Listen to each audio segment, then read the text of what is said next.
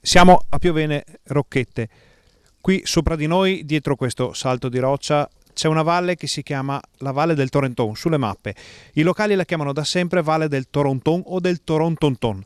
È un'onomatopeica, vuol dire qualcosa che scende, perché da sempre qui, quando piove tanto, scendono massi, rocce che fanno questo rumore, torontonton, scendono a valle. Però stavolta è successo qualcosa di diverso, perché la montagna è cambiata. La navale immediatamente che la veniva usata per le scariche di tutto il Monte Sumano. Questa, la Val Volpara e la Val del Rondenelle, quella di là. Erano tre valli che le faceva, la veniva per le piante, perché in modo che non si rompesse le piante. Cosa è successo? Che nel 76-78 chi aveva una baracchetta, chi aveva dentro le capre, si è fatto una casa in automatico, che porta via terreno che doveva espanderseli, era una cosa di espansione in basso, era come una specie di cuna, ho ancora foto a casa mia, perché mi ero sposa lì con 80 anni quasi.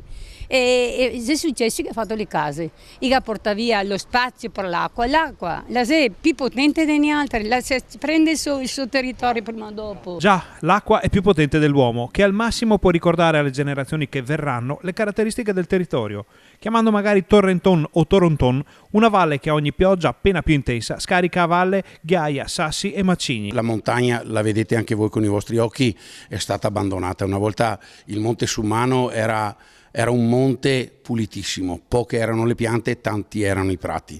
Adesso c'è tantissima vegetazione che è cresciuta, i vecchi purtroppo non ci sono più, i figli non curano le loro proprietà e lo si capisce, i tempi cambiano, diventiamo sempre più moderni.